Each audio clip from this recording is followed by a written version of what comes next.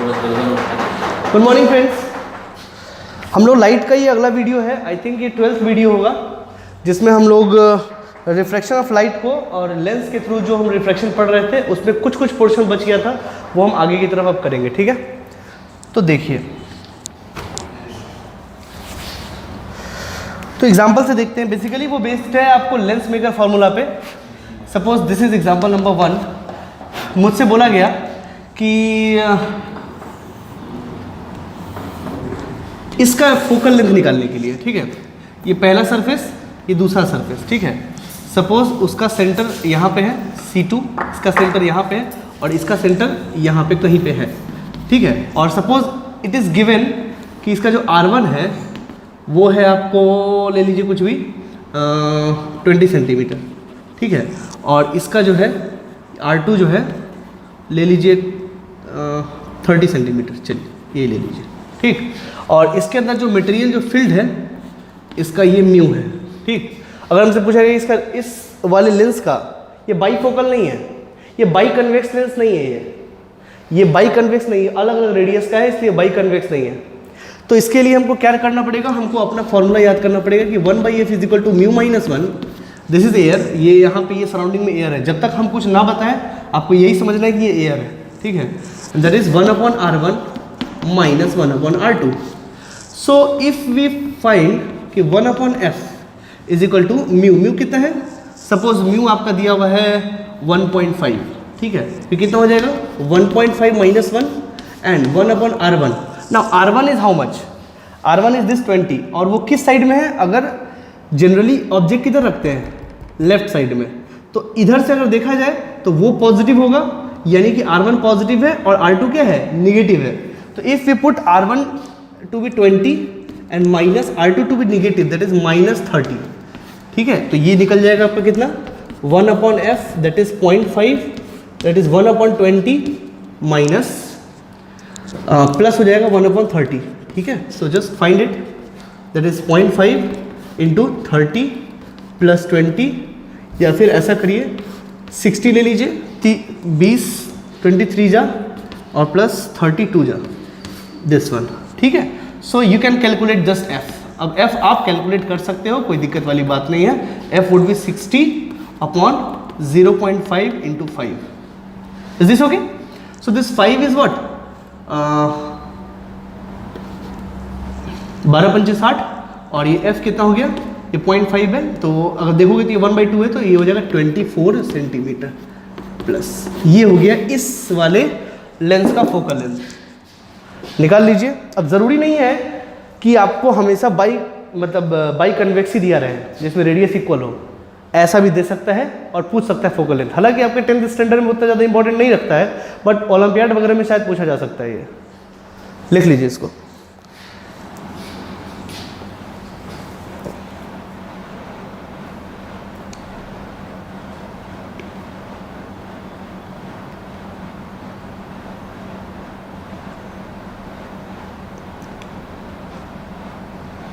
Okay, now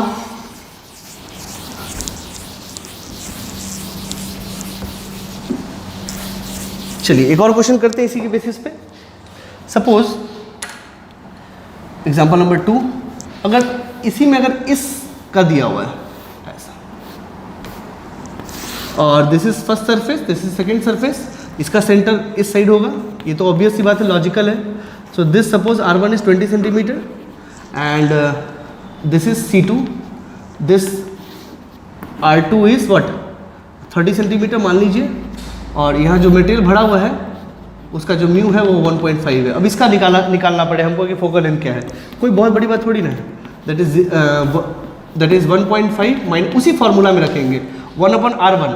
अब यहाँ देखिए R1 उस साइड में है, जनरली ऑब्जेक्ट इधर रखते हैं, तो ऑब्जेक्ट जो इंसिडेंट रे निकला तो ये पॉजिटिव और वो निगेटिव, तो R1 क्या है, निगेटिव, दैट इज 20 माइनस और माइनस 1/r2, R2 पॉजिटिव है, तो 1/+30। Okay, now calculate it. So 1/f is equal to 0.5 and that is 60, that is -3 और -2. Okay, so f you can calculate that is 60, I think take minus outside 0.5 into 5, आप calculate कर लीजिए, ये again आ जाएगा -24 centimetre. तो इस वाले lens का जो फोकल लेंथ है वो -24 सेंटीमीटर है, देख लीजिए।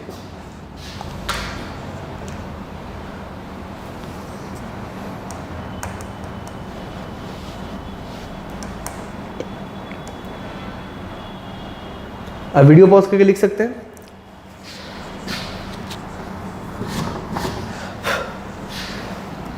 चलिए कुछ और क्वेश्चन करते हैं। अच्छा बच्चों, आपको एक बात पता है कि स्ट्रेट लाइन का या फ्लैट सरफेस का रेडियस इन्फिनिटी होता है, हम आपको बता चुके हैं ये, ठीक है। तो इसी के बेसिस पे एक क्वेश्चन करते हैं। Suppose we have a plano convex lens, और इसका हमसे पूछ लिया गया कि इसका फोकल लेंथ क्या होगा। कोई बहुत बड़ी बात नहीं है, ये पहला सरफेस है, ये दूसरा सरफेस है, इसका सी यहाँ पे है, और मान लीजिए रेडियस जो है वो 20 सेंटीमीटर है, और जो इसमें मटेरियल भरा हुआ है उसका जो म्यू है वो है 1.5, ठीक है। तो R2 कितना होगा? तो R2 इन्फिनिटी होगा। क्यों? क्योंकि वो स्ट्रेट लाइन है, वो एक फ्लैट सरफेस है। इस दिस ओके, ये बुद्धि लगाना पड़ेगा इसमें आपको। तो यहाँ पे अब जनरली ऑब्जेक्ट हम इधर रखते हैं, तो इंसिडेंट रे गया, तो उधर वाला क्या होगा? पॉजिटिव, इधर वाला नेगेटिव। तो यानी कि इसमें गिवन क्या क्या चीज़ है? गिवन है R1 जो है वो है +20 सेंटीमीटर, और R2 जो है वो क्या है? Infinity. Now put in the equation 1/f is equal to mu -1 is equal to 1/R1 - 1/R2. So if you put it 1/f is equal to 1.5 minus 1, that is 1/20 or minus 1/infinity, and anything upon infinity is what? 0. So this f would be equal to what? That is 20 upon 0.5, that is plus 40 centimetre. So इस plano convex का focal length क्या है? 40 centimetre. अब चाहे इसमें object दिया हो, suppose इसमें अगर ये भी दिया रहता कि एक ऑब्जेक्ट है, ठीक है, जो कि 40 सेंटीमीटर या 30 सेंटीमीटर पे, ठीक है, इसका इमेज कहाँ बनेगा? सपोज ऐसा पूछ लिया गया हमसे, तो इसका फोकल लेंथ कितना निकल गया? प्लस निकालना पड़ेगा आपको फोकल लेंथ, तभी आएगा 40 सेंटीमीटर। अब क्या हम लेंस इक्वेशन लगा सकते हैं, लेंस फॉर्मूला? बिल्कुल लगा सकते हैं, बेफिक्र होकर लगाइए आप, ठीक है। तो वो कैसे निकलेगा मैं बता देता हूँ आपको। पहले इसको लिख लीजिए पॉज करके।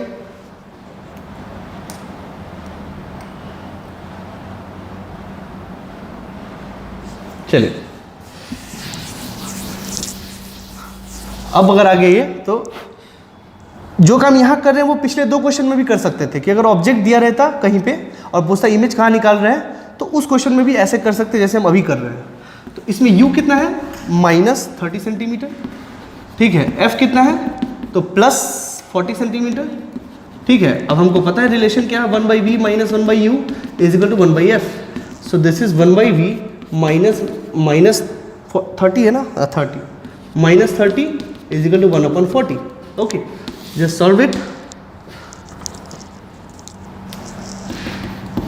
1/v इज इक्वल टू 1/40 और -1/30, so it would be 1/v is equal to 120, 40 तिया 30 चौका, yes. So this is 1/v is equal to -1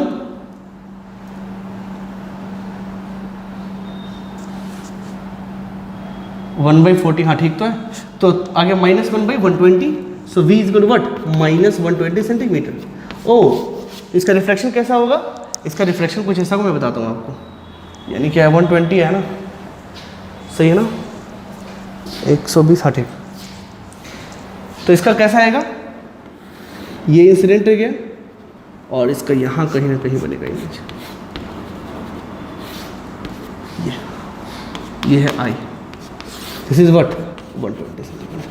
क्यों लिया ऐसा? क्योंकि v माइनस आया है, मुझे पता चल गया था कि इसके 30 है तो कहीं ना कहीं पीछे ही 120 होगा, तो हम पहले इमेज बना लिए फिर ट्रेस कर दिए इसको। ये यहीं से ट्रेस होके आया है और एक रे ऐसा जाएगा और यहाँ एक पॉइंट साइज इमेज बन जाएगा। तो पॉइंट ऑब्जेक्ट का तो पॉइंट इमेज ही बनता है, तो इसको आप लिख लीजिए। तो ये सब बुद्धि से आता है, आप जैसे जैसे सवालों को मैनिपुलेट करेंगे आपको ये सारा आता जाएगा। लिख लीजिए।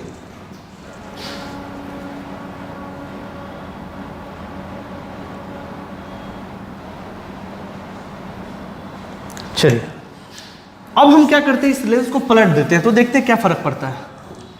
अगर हम इस लेंस को ऐसे पलट दें, एग्जाम्पल नंबर 4,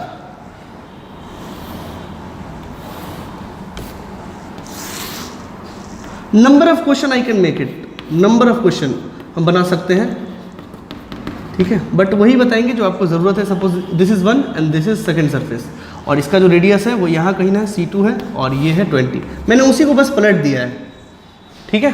तो देखते हैं फोकल लेंथ क्या आता है।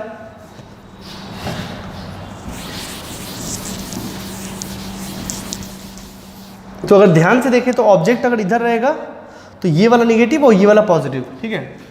तो यहाँ पे given u is equal to R1 is equal to infinity and R2 is equal to -20 centimeter. Now put it in the equation. 1 upon f is equal to mu minus 1 upon R1 minus 1 upon R2. Now put 1 upon f is equal to 1.5 minus 1, that is 1 upon infinity minus 1 upon minus 20. So it would again come 1 upon f, or it is 0.5 और ये तो 0 हो गया, that is 1 upon 20. So f would be what? Plus 20 upon 0.5, so it is 40 centimeter. देखिए focal length अब भी उतना ही आया है। यही हम पहले भी कहना चाह रहे थे कि इस प्लानो कन्वेक्स लेंस को चाहे उल्टा रखिए चाहे सीधा रखिए, चाहे ऐसे रखिए चाहे पलट के रखिए, फोकल लेंथ पे कोई असर पड़ने वाला नहीं है और इमेज फॉर्मेशन वैसा ही होगा जैसा पहले होता था। मान लीजिए सेम केस के लिए ऑब्जेक्ट अगर यहाँ रखते 30 सेंटीमीटर पे, तो कैसा बनेगा? वही बनेगा जो पहले हम लोग किए हैं। आप इसको पॉज करके लिख लीजिए। तो सपोज ऑब्जेक्ट अगर यहाँ दिया हुआ है, मैंने इसको यहाँ ले लेता हूँ,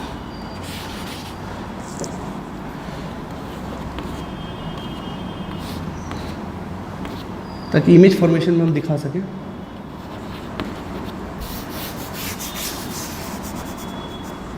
और सपोज ऑब्जेक्ट यहाँ रखा हुआ है जो कि है 30 सेंटीमीटर। तो इस केस के लिए हम क्या करेंगे? फोकल लेंथ निकल गया।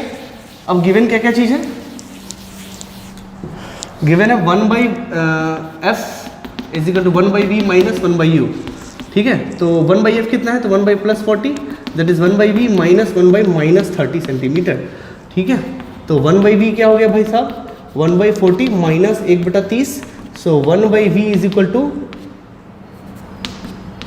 120, 43 जा 3 minus 4 that is minus 1/120, that is v is equal to minus 120 centimetre. देखिए सब कुछ वैसा ही आया है, तो इसको अलटने से चाहे पलटने से कुछ होने वाला है नहीं। इसको आप ऐसे ले लीजिए, इमेज यहाँ बना लीजिए, ये ऐसा इमेज बनेगा। तो इसमें कोई दिक्कत नहीं होना चाहिए आपको, लिख लीजिए ये। और ये कहाँ होगा? 120 सेंटीमीटर पे। Okay, so you can do this now. इस तरह के सवाल अगर आपको आते हैं तो आप बना सकते हैं। लिख लीजिए, पॉज करके आप लिख लीजिए इसको।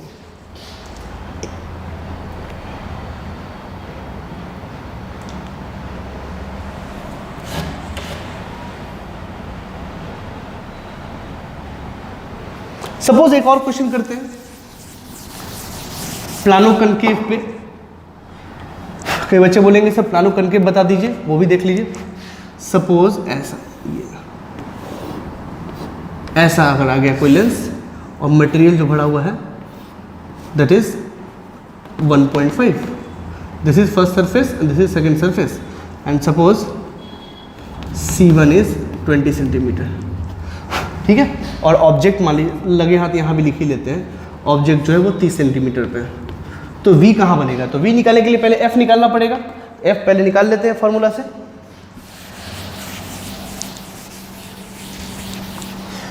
तो गिवन क्या क्या चीज है? R1 उस साइड है तो वो हो जाएगा -20 सेंटीमीटर, ठीक है। और R2 क्या हो जाएगा? इन्फिनिटी। तो अब उसको रख लीजिए, that is 1 upon f, that is 1.5 minus 1 into 1 upon R1। R1 is how much? -20 और -1 upon infinity. Anything upon infinity is 0, so that is 1/f is equal to 0.5 into -1/20. So you can calculate f is equal to 40 centimetre and that is minus. f निकाल लिया मैंने, क्या आ गया? -40 centimetre. पहले यहाँ तक आप कर लीजिए.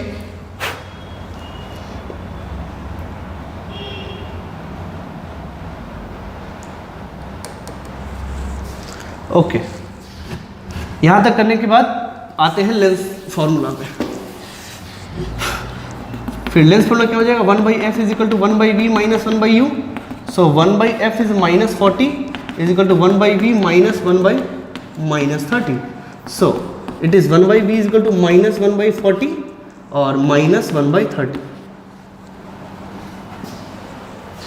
Yes, I think it is correct. So it is how much? 1/v is equal to 120 minus 3 or minus 4, that is minus 7/120. So v is equal to yes, that is minus, सही है ना? That is minus 120 by 7 centimeter. So it is approximately 7 1 7, लगभग 17 centimetre, -17 के आसपास आएगा.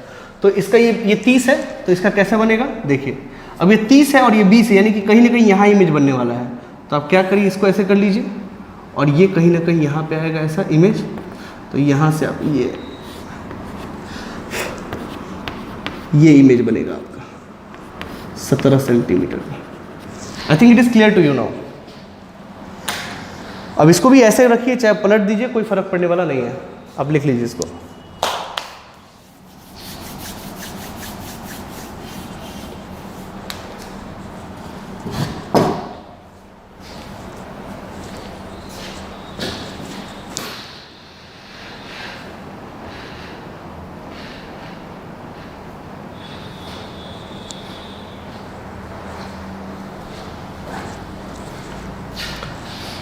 चलिए, एक बच्चे ने मेरे से एक और सवाल पूछा और काफ़ी अच्छा सवाल था.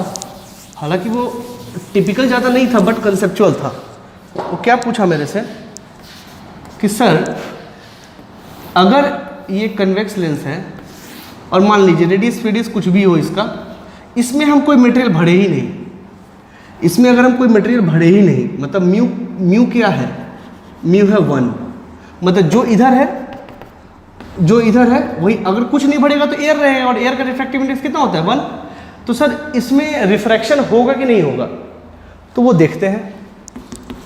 अगर हम इसका फोकल लेंथ निकालें तो कितना होगा? फोकल लेंथ क्या होता है? Mu -1 1/r1 minus 1/r2. अब ये कुछ भी होगा अगर, तो सपोज करिए अगर यहाँ रखेंगे 1 - 1 और ये 1/r1 माइनस 1/r2, तो ये तो ज़ीरो हो जाएगा ना. अगर ये 0 हो गया तो पूरे को 0 कर दिया तो f क्या हो गया? इन्फिनिटी. f इन्फिनिटी किसका होता है? f इन्फिनिटी होता है प्लेन ग्लास सरफेस का. किसका होता है? प्लेन ग्लास सरफेस का. तो प्लेन ग्लास में जब हम कोई रे डालते हैं तो सीधा निकल जाता है ना. आई बात समझ में? थोड़ा सा लेटरल डिस्प्लेसमेंट होता है, लेकिन लेटरल डिस्प्लेसमेंट जो होता है, जो मैंने आपको पढ़ाया था, वो था t sec r into sine i minus r. I think आपको ये याद होगा. तो इस केस में t अगर बहुत छोटा है तो डिस्प्लेसमेंट भी ज़्यादा बड़ा नहीं होगा. तो ये t जो है, ये मटेरियल का जो t है, ये भी तो बहुत छोटा है ना.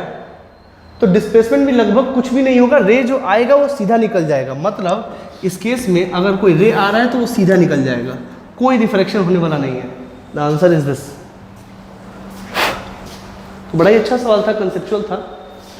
तो ये बात आप याद रखें.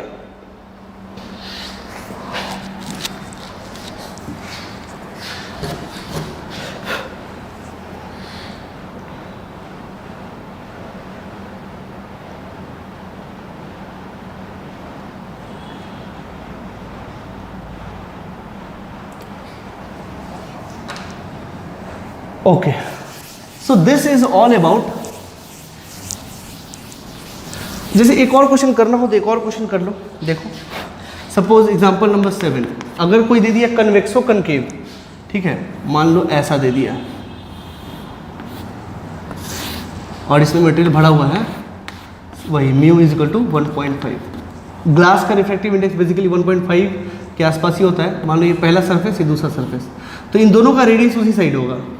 तो मान लो this is C1 and this is C2, suppose कर लीजिए, एंड दिस इज, ये गिवन है R1 20 और R2 जो है वो 30 सेंटीमीटर। ऑब्जेक्ट जनरली इधर पुट करते हैं तो ये वो वाला जितना होगा सब पॉजिटिव होगा। इसमें बोला फोकल लेंथ निकालिए, क्या होगा, बस कुछ कोई दिक्कत नहीं है।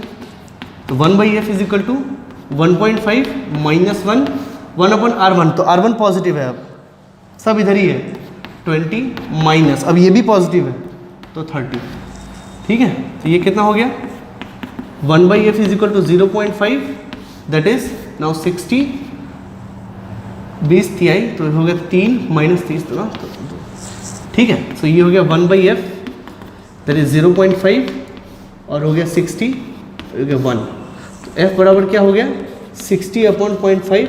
अब कैलकुलेट कर लीजिए, ये 120 सेंटीमीटर आएगा, वो भी प्लस में, ठीक है।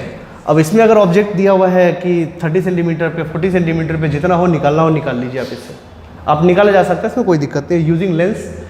अच्छा सपोज दिया ही हुआ है, सपोज कर लीजिए कि ये 40 सेंटीमीटर दिया हुआ है। अगर बोला गया इसका इमेज फॉर्मेशन कैसा होगा बताइए, आप लिख लीजिए उसको। इसका फोकल लेंथ आ गया plus 120 centimetre.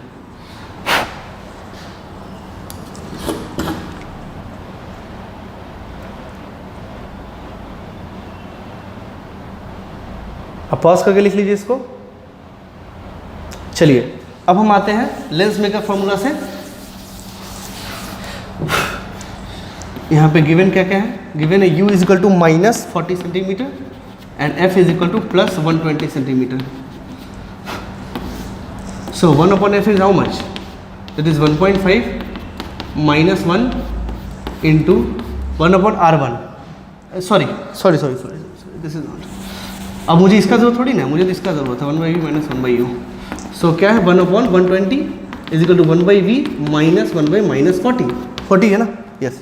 So 1/u is equal to 1/120 minus 1/40। So this is 120, 1 minus 3, so that is minus 2 upon 120 and this is 60। So v is equal to how much, so v is equal to how much, that is minus 60 centimetre. इस case में कैसा होगा, एक तो रे इधर से निकलेगा और इमेज कहाँ बनाएगा, कहीं ना कहीं 40 से पहले, तो यहाँ पे है। अब यहाँ से ये जरूर जाहिर सी बात है कि बैक ट्रेस होके ये आया है। सो this is basically image, this is 60 centimetre. ये कैसे पता चला हमको इधर बनेगा, वहाँ माइनस आ गया इसलिए, ठीक है। इस तरीके से सवालों को सॉल्व किया जा सकता है काफ़ी अच्छे ढंग से। इन सारे सवालों को देखिए, बहुत कुछ सीखने को मिलेगा आपको।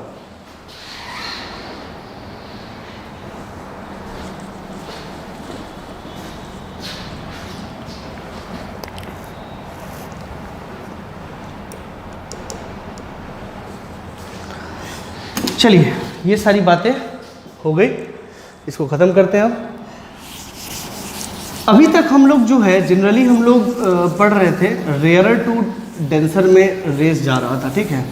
अब हम लोग पढ़ते हैं डेंसर से रेयरर में, और उसको मुख्य रूप से पढ़ेंगे जिसमें TIR वगैरह सब आएगा, ठीक है। तो उसको देखते हैं। अब जो हम पढ़ रहे हैं वो है डेंसर टू रेयरर। रेस कहाँ से कहाँ जाएगा, डेंसर टू रेयरर, मतलब लार्ज डेंसिटी से लोअर डेंसिटी तक जाएगा। तो देखिए वो कैसे जाएगा, ध्यान से देखिएगा।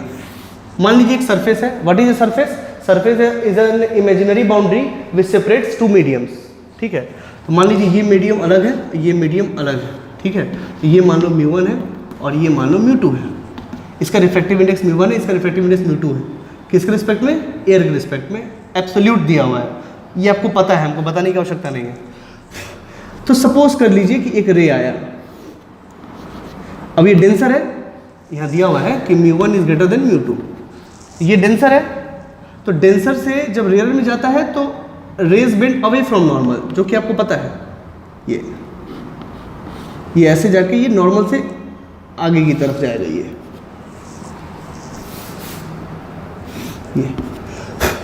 ये गया, ये मान लो I है,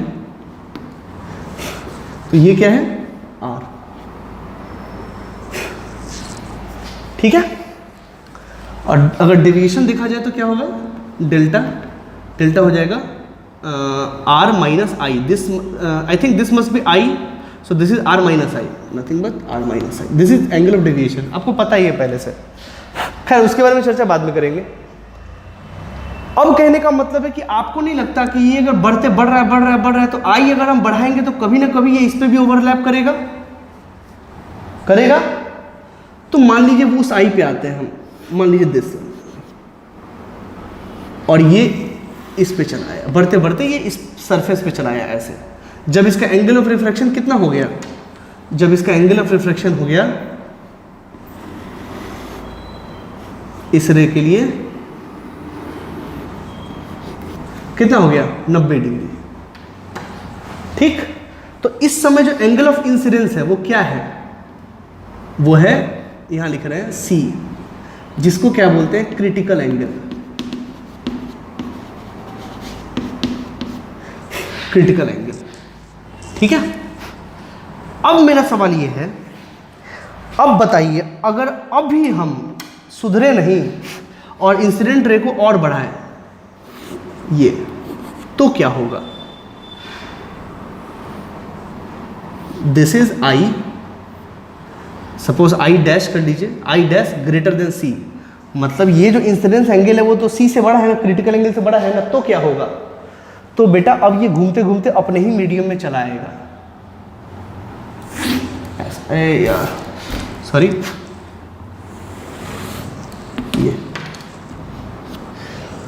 ये ऐसा चलाएगा, ठीक है ना. तब इसको क्या बोलेंगे, ये अपने मीडियम में गया और अपने ही मीडियम में वापस चला, इसको क्या बोलेंगे, रिफ्लेक्शन. क्या बोलेंगे, रिफ्लेक्शन. यानी कि एंगल ऑफ इंसिडेंस अगर क्रिटिकल एंगल से ज़्यादा होगा तो जो रे है वो अपने ही मीडियम में वापस चला आएगा, ठीक है. और अपने ही मीडियम में आने के फिनोमेना को क्या बोलते हैं, रिफ्लेक्शन. यानी कि उसके बाद वो रिफ्लेक्शन करेगा. तो C से पहले, C से कम अगर I था तो क्या हो रहा था, देखिए I C से कम था तो क्या हुआ, रिफ्रैक्शन.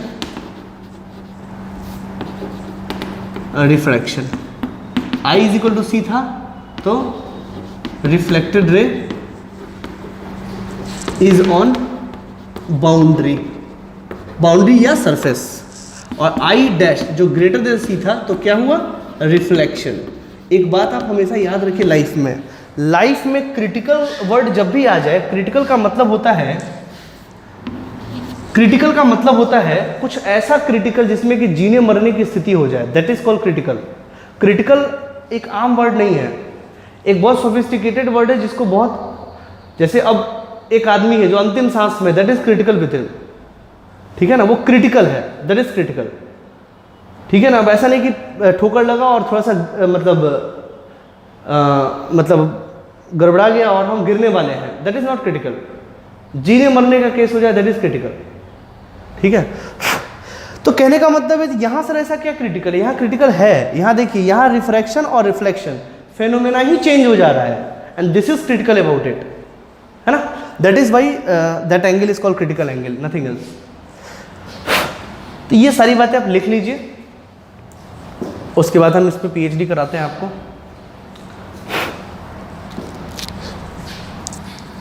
अब वीडियो पॉज करके लिख लीजिए.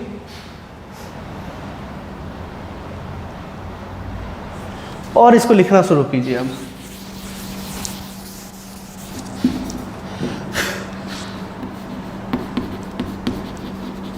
when a ray moves from denser medium to rarer medium,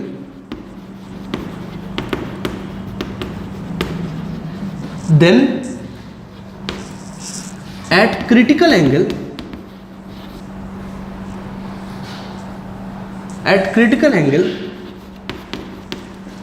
a reflected ray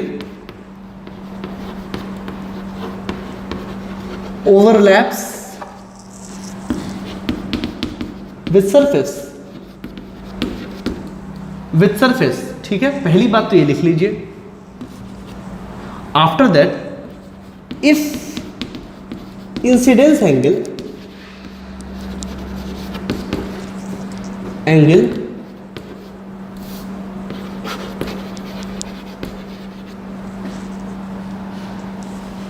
is greater than critical angle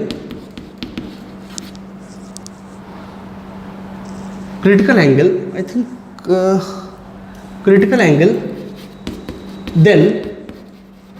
critical angle then rays comes back to the same medium,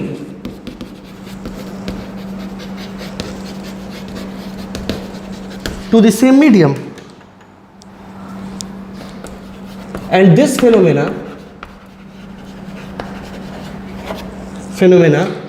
is called total internal reflection लिख लीजिए। इसी phenomena को हम total internal reflection का नाम देते हैं।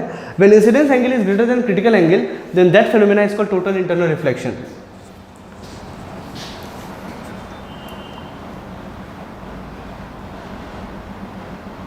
लिख लीजिए।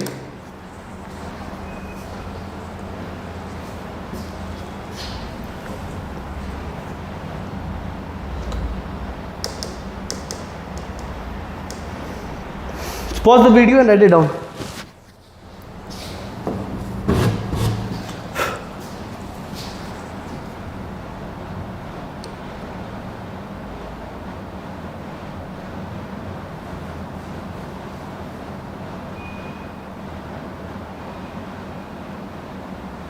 ओके सो अब सबसे बड़ा सवाल ये आता है, हालांकि बहुत बच्चे नहीं पूछते हैं बट फिर भी मेरा बताना फ़र्ज है कि टोटल इंटरनल रिफ्लेक्शन, इस फिनोमेना को सिर्फ रिफ्लेक्शन क्यों नहीं बोलते हैं? Why we are adding total internal reflection? क्यों बोलते हैं टोटल इंटरनल रिफ्लेक्शन? क्या वजह है इसको बोलने का? तो इसको समझना पड़ेगा। देखिए कैसे मैं समझाता हूँ, समझे? ओके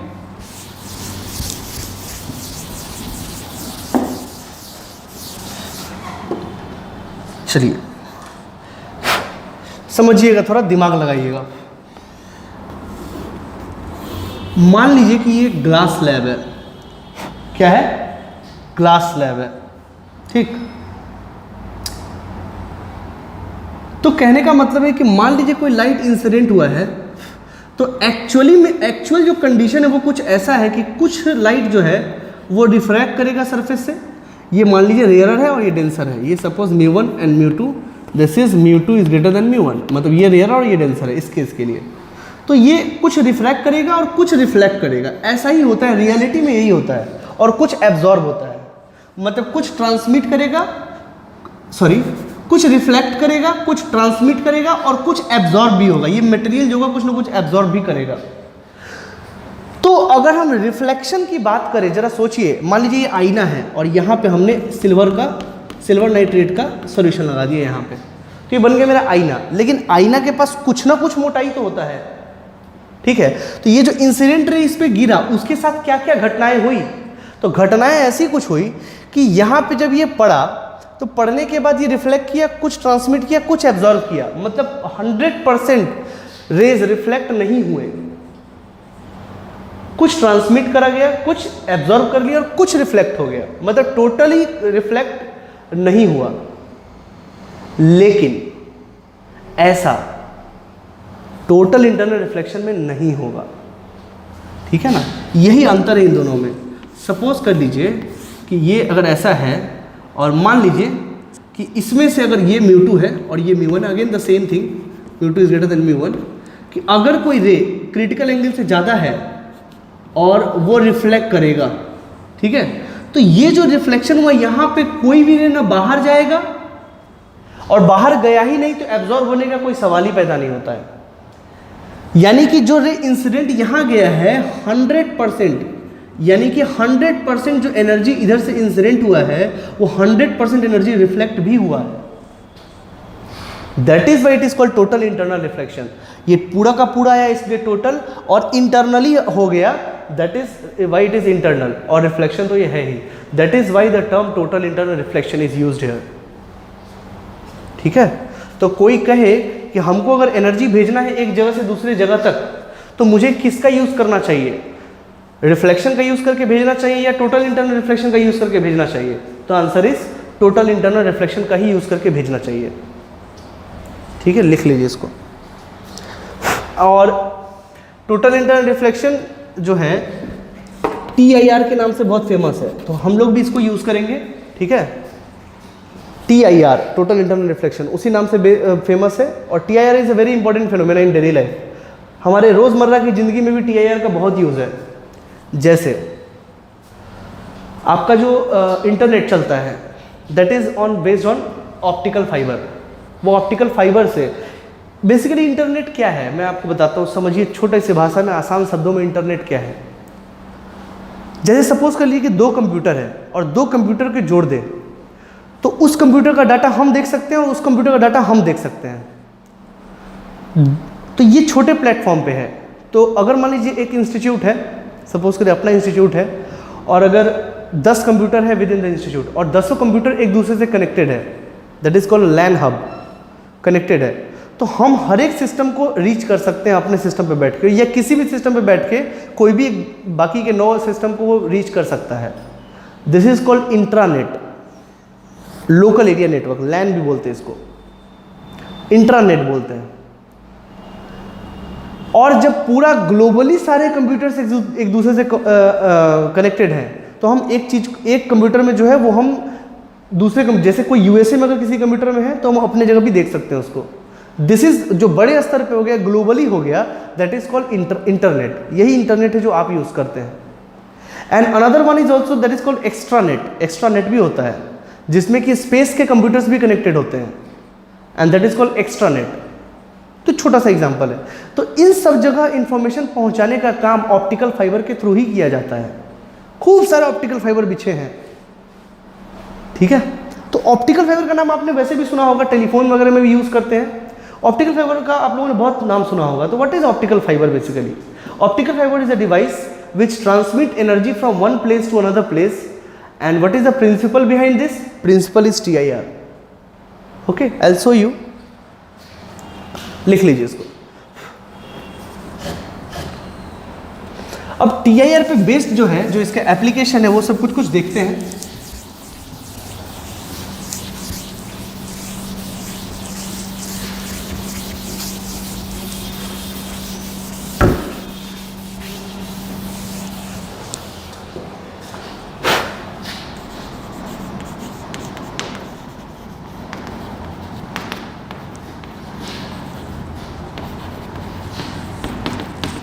TIR, ठीक है। पहला और प्राइम यूज जो है उसका वो है ऑप्टिकल फाइबर।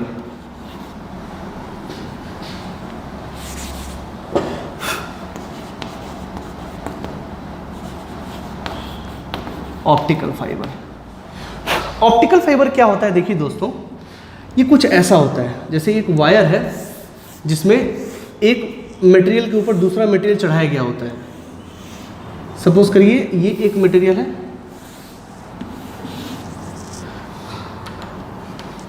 और ये दूसरा मटेरियल है।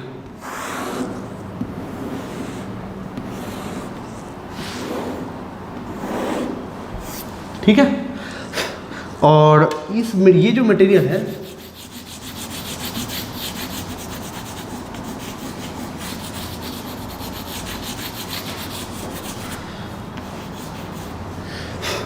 और there is another material this one.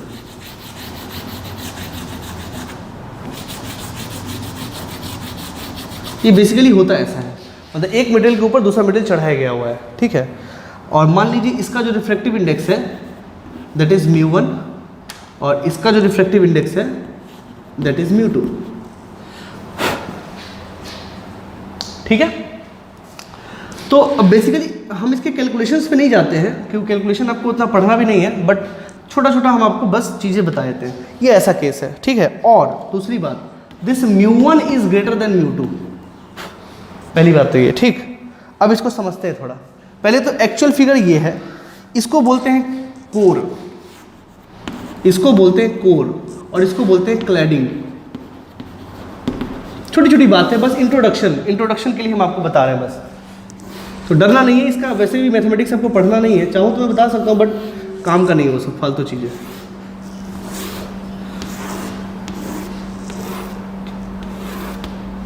Suppose कर लीजिए,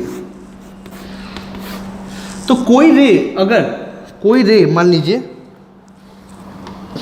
कोई रे अगर यहां पे गया, यहां क्या है एयर, यहां क्या है एयर, तो कोई रे मान लीजिए यहां गया, जिस एनर्जी को हमको भेजना है, तो पहले हम क्या कर लिए, उसको जिस एनर्जी को भेजना है उसको लाइट बना लिए। अब जैसे बात करते हो, क्या होता है बात करते हैं तो आप जो बोलते हो तो your sound energy is getting converted into electrical energy, फिर एक ट्रांसड्यूसर लगा होता है जो इलेक्ट्रिकल एनर्जी को लाइट एनर्जी में कन्वर्ट करता है, और जब लाइट एनर्जी में वो कन्वर्ट हो गया तो फिर हम उसको यहाँ पे दिए, और यहाँ दिए तो क्या हुआ, ये ऐसे गया रिफ्रैक्शन होके। उसके बाद क्या हुआ कि हम ऐसा इसमें सेटिंग करते हैं कि ये जो इंसिडेंट होगा ना, जिसको एक न्यूमेरिकल अपर्चुनिटी बोलते हैं कि इस एंगल में ही हमको भेजना है, ऐसे एंगल पे, मतलब ये जो थीटा है,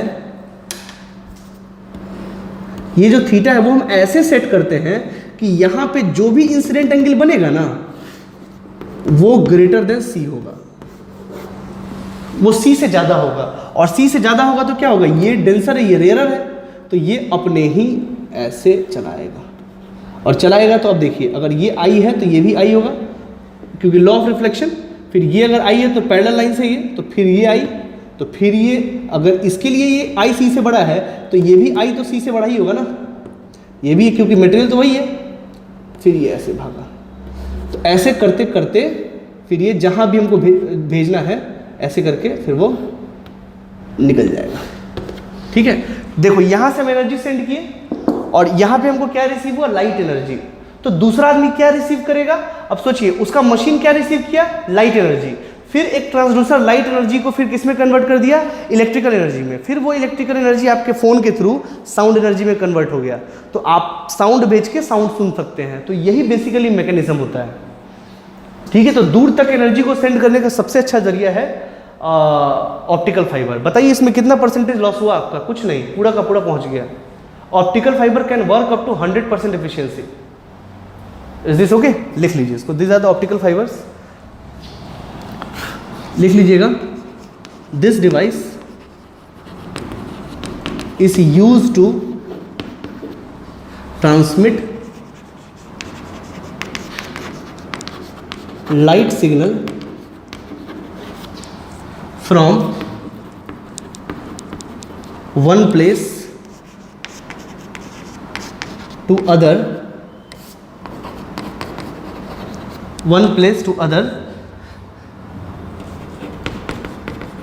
with the use of principle of TIR।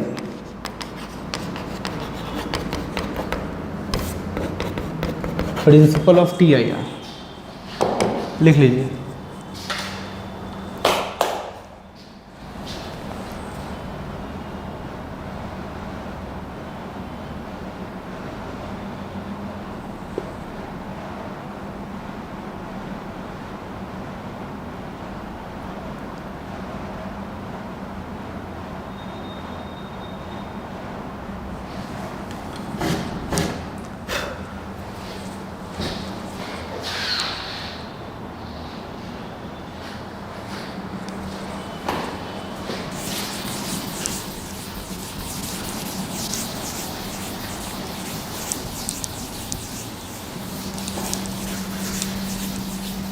ये बेसिकली है। खैर एप्लीकेशन हम थोड़ा सा और भी आगे पढ़ेंगे, बट थोड़ा सा एक चीज़ देख लीजिए, हम लोगों ने ये नहीं देखा है, कैलकुलेशन ऑफ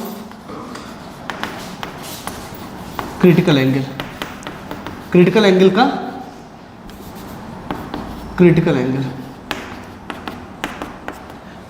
का कैलकुलेशन देखते हैं क्या है। मान लीजिए कि एक सरफेस है, तो ये छूट गया था, ये पहले होना चाहिए था बेसिकली। ठीक है, आप कॉपी में सही कर सकते हो तो इसको पहले कर लीजिए, एप्लीकेशन बाद में करिए। ठीक है, बट ये करना ज़रूरी है इसलिए मुझे करना पड़ेगा। तो सब and μ1 is greater than μ2। Suppose what is critical angle, calculation कैसे करें, तो मान लीजिए ये है क्रिटिकल एंगल आपका। अगर क्रिटिकल एंगल होगा तो जाहिर सी बात है वो इसी पे आएगा सरफेस, जिसका रिफ्लेक्शन एंगल कितना होगा, 90 डिग्री। तो अगर इसको हमको निकालना होगा तो कैसे निकालेंगे, with the use of laws of refraction, that is C, that is μ1 into sin C is equal to μ2 into sin 90, and sin 90 is how much, 1. So what is sin c? Sin c is μ2 upon μ1. ये ठीक है, तो यहाँ से हम निकाल सकते हैं। और इसको लिखने का तरीका है कि अगर हमको c लिखना पड़ेगा तो साइन इनवर्स, हालांकि ये नहीं जानते होगे आप, बट ये रिप्रेजेंटेशन का तरीका है, पढ़ लेंगे तो कोई खड़ा भी नहीं करेगा। लिख लीजिए।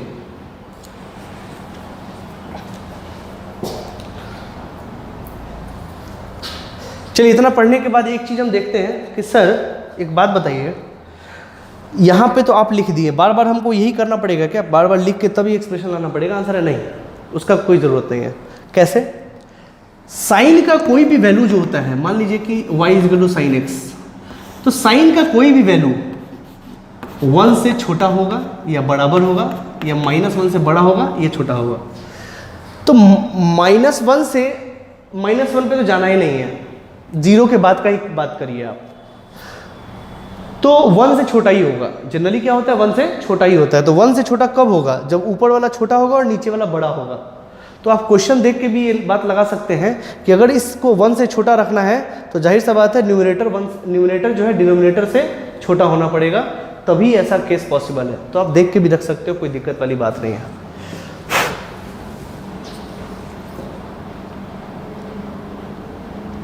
ठीक है, इस केस में मान लीजिए फॉर अ केस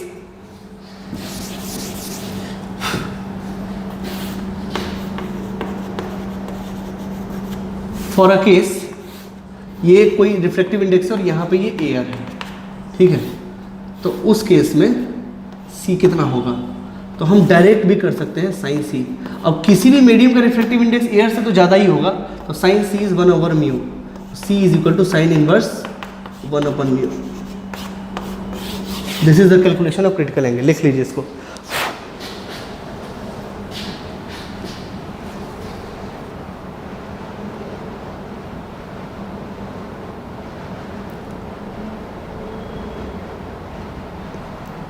पॉज करके लिख लीजिए आप। चलिए कुछ क्वेश्चंस भी करते हैं, एक क्वेश्चन इस पे कर लेते हैं।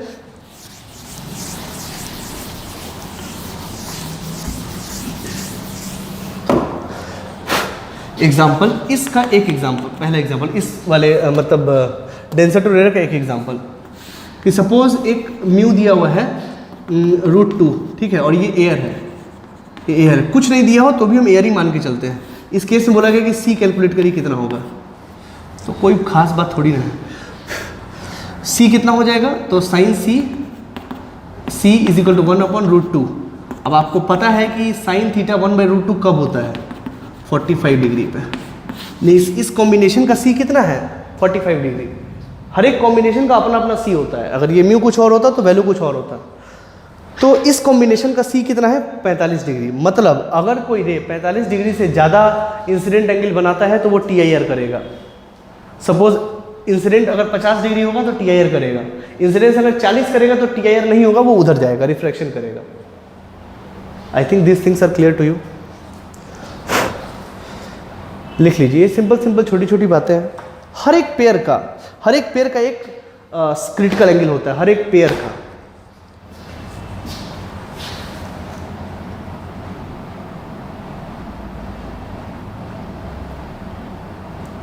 चलिए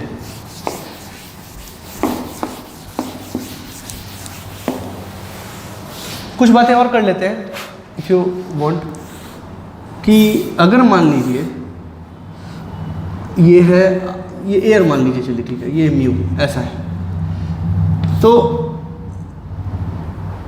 एक केस ऐसा है, दिस इज आई, और हम यहां दे रहे हैं कि I is less than c, तो क्या रिफ्लेक्शन होगा? आंसर बिल्कुल होगा। तो इसका एंगल ऑफ डेविएशन क्या होगा? दैट इज r माइनस आई। इसमें कहीं से कोई लोचा नहीं है, ठीक। अच्छा, अगर ये c रहेगा तो वो ऐसा जाएगा, ठीक है। Now what is angle of deviation? Ray तो ऐसा जा रहा था ना, angle of deviation will be this one. ये रे यहां से यहां डेविएट करेगा, this delta is equal to how much? That is you can say this is I, यानी कि इस पूरे में से अगर ये घटा दे, मतलब π/2 माइनस आई कर दे, तो निकल जाएगा मेरा एंगल ऑफ डेविएशन। इसमें कहीं से कोई दिक्कत नहीं है, ठीक। लेकिन अगर ये इससे बड़ा रहेगा तब तो ये इधर आएगा, क्योंकि इसको रिफ्लेक्शन करना है। तब डिफ्लेक्शन क्या होगा? तो दोस्तों वही वाला जो पहले हुआ करता था, this is delta corresponding to c, this is delta corresponding to i. गड़बड़ हो गया क्या? हाँ, this is delta corresponding to i, this is delta corresponding to c, and this is, और suppose this incidence angle is i dash, और it is given that i dash is greater than c. तो ये deflection angle क्या होगा? This is delta i dash. ये क्या होगा? तो ये वही होगा दोस्तों जो पहले हुआ करता था। रे जो है, एक मिनट रुक जाइए, गड़बड़ हो गया। ये रे जो है ये ऐसा चल रहा है, ये, ठीक है। तो इसका डिफ्लेक्शन ऐसे निकलेगा,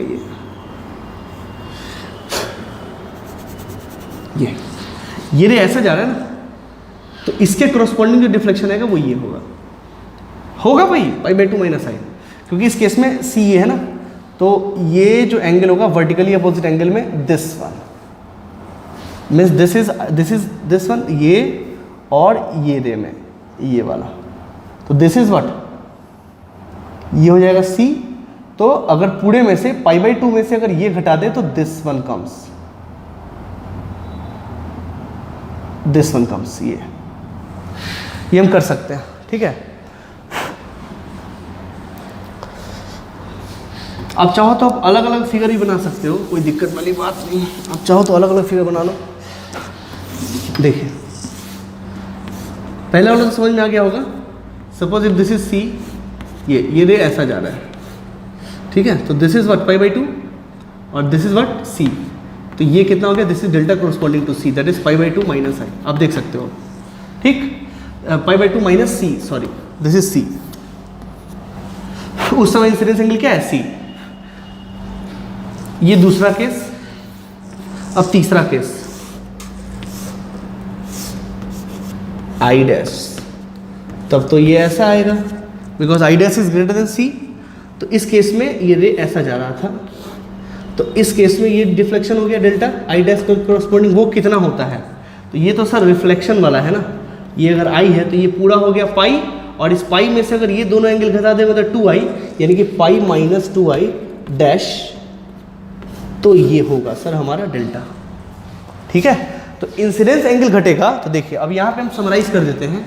delta corresponding to i is how much? r minus i, ठीक है। Delta corresponding to c is what? π/2 minus c, and delta corresponding to i dash is what? That is pi minus 2i। ये देखो दोनों change हो रहा है। आई बात समझ में? लिख लीजिए इसको।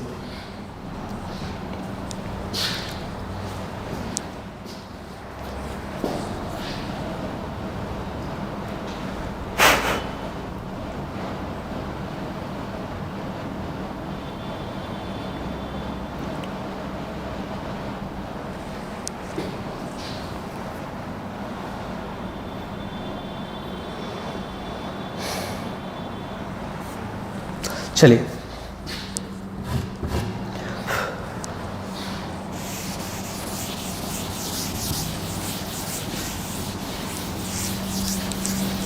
ये है बेसिकली एंगल ऑफ डेविएशन, ठीक है। एक क्वेश्चन इस पे आ गया, इसमें ग्राफ भी है, बट आपके सिलेबस में ग्राफ नहीं है तो उसको छोड़ दीजिए, बहुत ही गंदा ग्राफ है, 12th में पढ़ना होता है बेसिकली, ठीक है। यहाँ देखिए, अगर हम एक क्वेश्चन करते हैं, जैसे मान लीजिए इसके बेसिस पे, इस वाले पे एग्जांपल नंबर 2, यानी कि इस केस में पहला एग्जांपल हम कर चुके हैं, ये मान लीजिए दूसरा एग्जांपल है।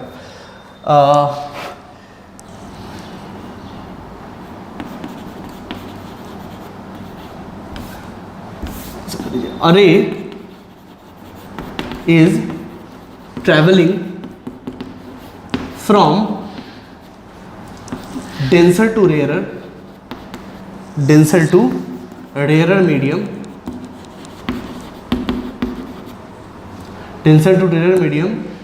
that is √2 to 1। अब आपको समझ में आ गया medium. Then at I is equal to, means I क्या है, angle of incidence, I is 50 degree. Calculate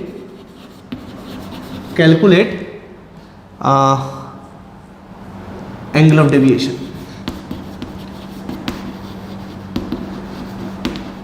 ये बोला गया कैलकुलेट करने के लिए, तो कोई दिक्कत वाली बात नहीं है। अब कहने का मतलब है डेल्टा हम क्या लगाएं, ये वाला, ये वाला, ये वाला, 3 फार्मूला है, क्या लगाएं। इसके लिए पहले चेक करना पड़ेगा कि I किस में लाई करता है। I इसमें लाई करता है, I इसमें लाई करता है, या I इसमें लाई करता है। ठीक,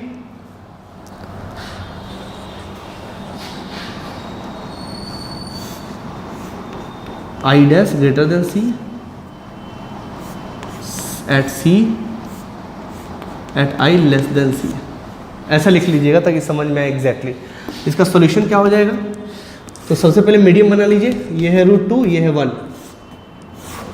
इसमें इसका C कितना हो जाएगा, आपको पता है, अभी तो निकाला था कि sine C is equal to 1/√2, तो C is equal to 45 degree. Values इसलिए ऐसा लेते हैं ताकि आसानी से आ जाए, और आपको भी ऐसा ही आएगा, ये है ठीक। लेकिन अब इससे ज़्यादा है ना, वो तो 50 दे रहा है, तो 50 जो दे रहा है, तो ये रे जाना तो ऐसे चाह रहा था, लेकिन वो लौटेगा ऐसे, तो इस केस में डेल्टा कितना होगा, तो भाई साहब ये तो इस कैटेगरी में लाई करता है। तो अब बस आप लिख दीजिए यहाँ पे कि delta is equal to, delta में I क्या है, ग्रेटर देन C है, so the formula is pi minus 2y and that is 180 minus 2 into 50, that is 80 degree. इस केस में अगर डेंसर से रेयर गया तो ये चेक करना पड़ेगा, वरना रेयर टू डेंसर अगर जाता है तो हर केस में यही होता है, जैसा कि आपको पता है, हम पहले ही बता चुके, वो I-R हो जाता है। उस केस में TIR का खतरा नहीं है। खतरा है कब, जब डेंसर से रेयर में जाएगा। वो रेयर से डेंसर में सोचने की बात ही नहीं, वो तो I-R हर केस में होगा। बट जब हम डेंसर से रेयर के केस में आएंगे तो खतरा है TIR का, वहाँ पे हमको चेक करना पड़ता है। तो हो सकता है ओलंपियाड में कभी आपसे पूछ रही आपको हो सकता है कंफ्यूज करना चाहे, हो सकता है ये नहीं पता हो, ये चेक करना चाहे, वो ये है पता कि नहीं आपको, लिख लीजिए।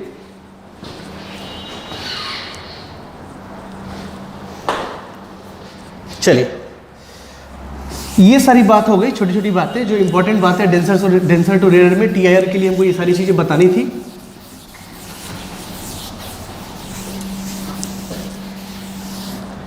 अब हम आते हैं एक फिनोमेना, फिर आ जाते हैं उसी टॉपिक पे, एप्लीकेशन। अब हम इसको पढ़ सकते हैं। एप्लीकेशन में मैंने एक पढ़ा दिया, ऑप्टिकल फाइबर। अब आ जाइए,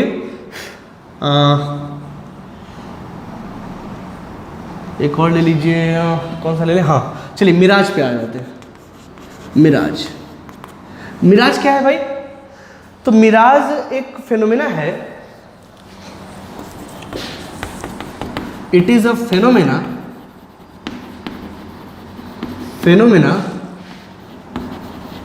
where we can see objects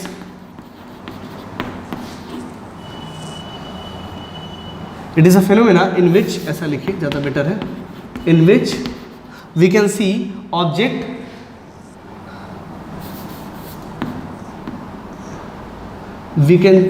object's image where it is actually not present।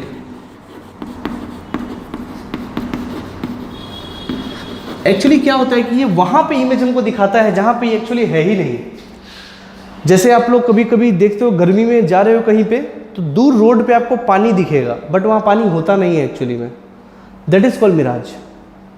वो मिराज इफेक्ट है, ठीक है। और ये भी TIR पे बेस्ड है। अब जैसे शिप्स पे घूमोगे, तो शिप्स पे घूमोगे तो कई बार आपको ऐसा नजर आएगा कि एक उल्टा शिप नजर आ रहा है, ठीक है ना, जहाँ पे वो है नहीं, वो आसमान में लटका हुआ नजर आ रहा है, बट वहाँ पे वो होता नहीं है, ठीक है ना। ये सब किस लिए हो रहा है, ये सब TIR की वजह से हो रहा है, ठीक है ना।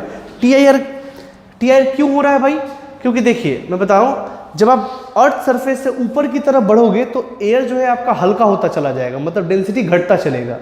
मतलब नीचे से ऊपर की तरफ जब आप जाओगे, जब नीचे से ऊपर की तरफ आप जाओगे तो एयर का डेंसिटी क्या होता है, घटता जाता है। मतलब नीचे डेंसर है, ऊपर रेयर है, तो डेंसर से रेयर तक घटता चलेगा। तो यानी कि अगर शिप से कोई रे, शिप तो नीचे ही है ना, शिप से अगर कोई रे ऊपर की तरफ जा रहा है तो जाहिर सा बात है कभी ना कभी वो लौटेगा नीचे।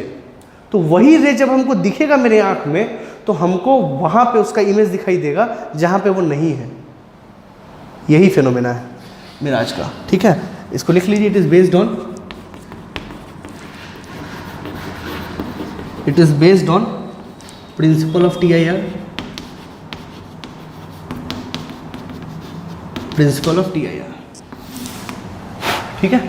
सो मान लीजिए कि पानी का केस देखना है तो ये देख लीजिए, ये पानी है, ठीक है, और ये कहीं ग्राउंड है। तो यहाँ से जो रे आया तो ऊपर गया तो कहीं ना कहीं तो इसका क्रिटिकल एंगल से ज़्यादा हुआ होगा और वहाँ से ये रिफ्लेक्ट होके ये आपको आया। और मान लीजिए कि आप यहाँ खड़े हैं, ठीक है, तो आपको पानी जो है वो इधर कहीं पे नज़र आएगा, ये आपको पानी दिखाई देगा, ठीक है। तो कई बार लोग रेगिस्तान वगैरह में मिराज को देख के पता करते हैं कि आसपास में कहीं ना कहीं पानी अवेलेबल है, ठीक है।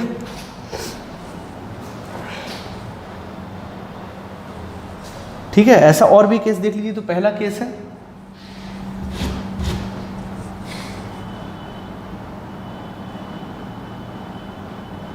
ठीक है, इसी में आपको जमीन पे पानी दिखता है, वो भी देख सकते हैं, कोई दिक्कत वाली बात नहीं है।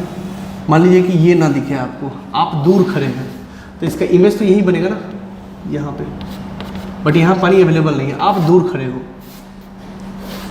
यहाँ से जो रे निकला आप यहाँ खड़े हो और यहाँ आपको दिखाई दिया, इससे जो रे टकरा के रिफ्लेक्शन के बाद जो निकला तो वो आपको यहाँ पे पानी दिखाई देगा। या तो आपको पानी ऊपर में कहीं ना कहीं देखते ना ऐसे नज़र आता है, तो वहाँ पे मतलब मान लीजिए पानी अवेलेबल है, या फिर पानी का इमेज वो यहाँ बनाएगा और यहाँ से जो रे निकल के गया आपकी आंखों में तो आपको लगेगा पानी यहाँ है, ना कि यहाँ पे है। तो आप यहाँ देख के समझ जाओगे कि पानी कहीं ना कहीं आसपास नहीं अवेलेबल है। ऐसे भी समझ सकते हैं, कोई दिक्कत वाली बात नहीं है। लिख लीजिए ये सारी बातें। This phenomena is called mirage. मान लीजिए एक और केस देखते हैं। मान लीजिए कि ये वाटर सरफेस है, ठीक है, और यहाँ पे एक शिप अवेलेबल है, यहाँ पे एक शिप अवेलेबल है,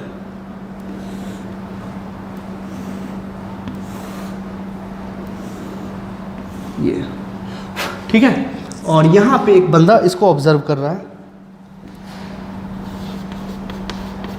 ठीक है। तो एक रे जो यहाँ से निकला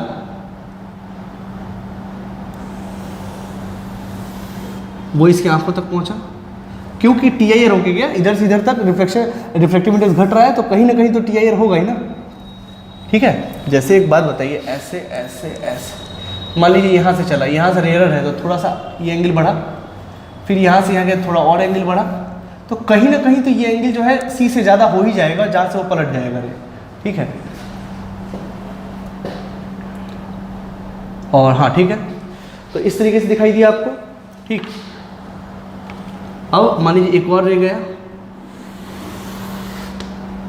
ये, तो आपको क्या दिखाई देगा, आपको दिखाई देगा कि ये रे कहीं ना कहीं, अब ये रे कभी मिलने वाला है नहीं, तो आपको दिखाई देगा कहीं ना कहीं रे ऐसा आ रहा है, ये है आपको, हाँ ये ऐसा है ना,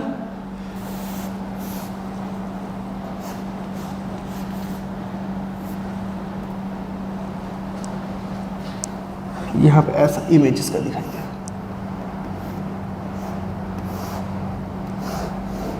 ये ऐसा।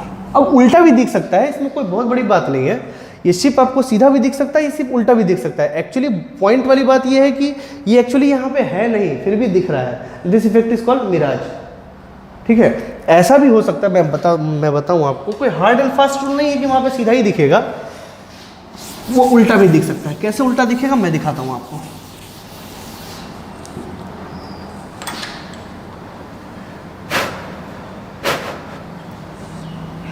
देखिए,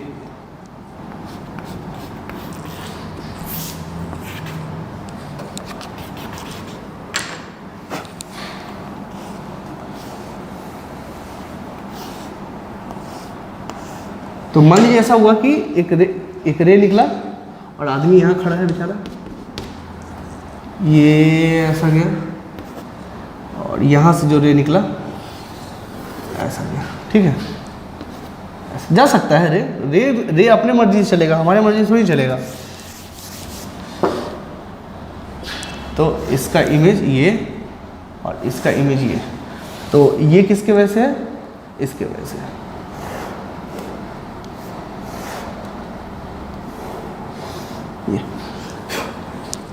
ये आपको उल्टा दिखा, उल्टा भी दिख सकता है, सीधा भी दिख सकता है, कोई बहुत बड़ी बात नहीं है। मतलब उल्टा शिफ्ट दिखे इसका मतलब वो मिराज इफेक्ट है। ये भी दिखा, मतलब जहाँ पे ऑब्जेक्ट नहीं है वहाँ पे दिख रहा है अगर कुछ, then that effect is called mirage effect, ठीक है। वो हम लोग डेली लाइफ में इसको ऑब्जर्व करते हैं, कोई बहुत बड़ी बात नहीं है।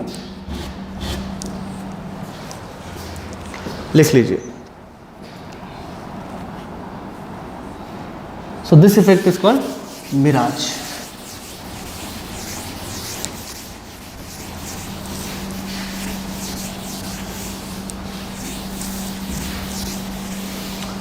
सो ठीक है फ्रेंड्स, तो इतना रहने देते हैं आज। नेक्स्ट टाइम हम लोग रेनबो वगैरह देखेंगे। रेनबो वगैरह भी टीआईआर पे बेस्ड है, प्राइमरी रेनबो, सेकेंडरी रेनबो, ये सारी चीज़ें भी देखेंगे। और उसके बाद हम लोग प्रिज्म पे चलेंगे, ठीक है। और देन आफ्टर ह्यूमन आई, उसके बाद खत्म हो जाएगा ये, ठीक है। चलिए, तो इसको रहने देते हैं, अब नेक्स्ट वीडियो में करेंगे। तब तक इसको अच्छे से पढ़िए, ढंग से पढ़िए। Thank you.